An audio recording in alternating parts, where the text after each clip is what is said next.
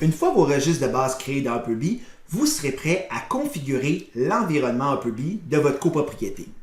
Pour ce faire, vous devez vous rendre sous Configuration, sous l'onglet Paramètres.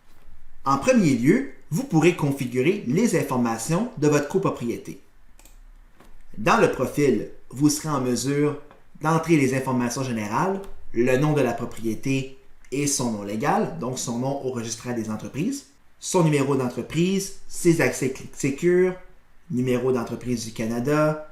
Vous pourrez aussi ajuster l'unité de mesure, ce qui va vous permettre, dans le registre des fractions, lorsque vous entrez par exemple les superficies des condos, de dire si la superficie est en pieds carrés ou en mètres carrés, selon le système choisi. Et vous pourrez même téléverser une photo de votre copropriété. L'adresse que vous avez définie au départ apparaîtra ici comme étant l'adresse par défaut, mais advenant le cas où c'est une propriété très large qui possède plusieurs adresses civiques, vous pourrez ajouter là où les adresses manquantes en cliquant sur « Ajouter une adresse ». Sous « Personnaliser le portail », vous serez en mesure d'activer ou de désactiver le forum de discussion, le forum étant la plateforme par excellence pour les copropriétaires afin qu'ils communiquent entre eux dans Upperby. Vous pourrez aussi choisir si vous voulez utiliser une déclaration d'occupation personnalisée ou celle qui est générée par défaut par Upperby. Le cas échéant, vous devrez dès lors téléverser la déclaration d'occupation que vous voulez utiliser dans Upperby. Si les registres de la copropriété ne suffisent pas, vous pourrez toujours ajouter des champs personnalisés pour lesquels vous voulez documenter les informations. Une fois le tout configuré, n'oubliez pas d'appuyer sur Enregistrer. Les paramètres financiers vous permettront de configurer les informations financières de base pour le fonctionnement de votre copropriété.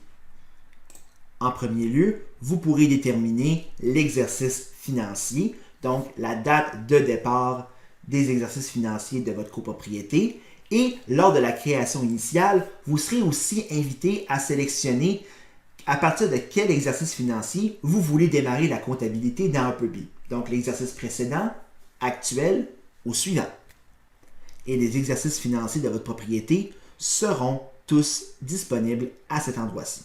Sous prélèvement et paiement électronique, vous serez en mesure de déterminer comment la copropriété procède au prélèvement préautorisé et au paiement électronique. Vous pourrez d'abord choisir le mode test qui va vous permettre d'entrer les informations sans impact ailleurs. Choisir le mode des banques canadiennes où vous devrez entrer toutes les informations requises pour générer le fichier aux normes ACP 005 des banques canadiennes à transmettre à votre institution financière. Ou choisir, si votre copropriété fait affaire avec Autonome Solutions, de simplement entrer votre numéro d'autorisation afin qu'Upperby envoie l'information à Autonome à chaque mois. Sous facture, paiement et dépôt, vous pourrez déterminer le nombre de chèques maximal par dépôt, si par exemple vous allez au guichet, l'émission de chèques, donc est-ce que la compagnie de gestion émet les chèques de la copropriété et si oui, s'agit-il de papier préimprimé ou de papier vierge? Et vous pourrez aussi inscrire les informations sur les paiements des frais de condo qui seront disponibles dans les lettres envoyées aux copropriétaires et dans leurs états de compte. Au niveau du recouvrement, c'est là que vous pourrez configurer les étapes du recouvrement s'il est activé dans votre copropriété. Vous devrez d'abord déterminer le multiple de frais de condo mensuels avant que le recouvrement commence. Donc, par exemple, si une personne paie 150 $ de frais de condo par mois et que l'on choisit 2 fois, cela veut dire que cette personne devra devoir 300 $ et plus avant que le recouvrement automatique ne soit enclenché. Dans la deuxième section, vous devrez choisir le nombre de mois après quoi les petits soldes vont tomber en recouvrement. Donc, tous les soldes de moins de 5 $ dans la configuration actuelle, cela veut dire que s'il est dû depuis plus de 2 mois, là, le recouvrement automatique sera enclenché. Vous pourrez aussi déterminer le nombre de jours entre chacune des étapes, donc entre chacun des avis, jusqu'à ultimement l'hypothèque légale et la vente sous contrôle de justice dans le cas des frais de condo, ou jusqu'aux petites créances dans le cas des autres frais.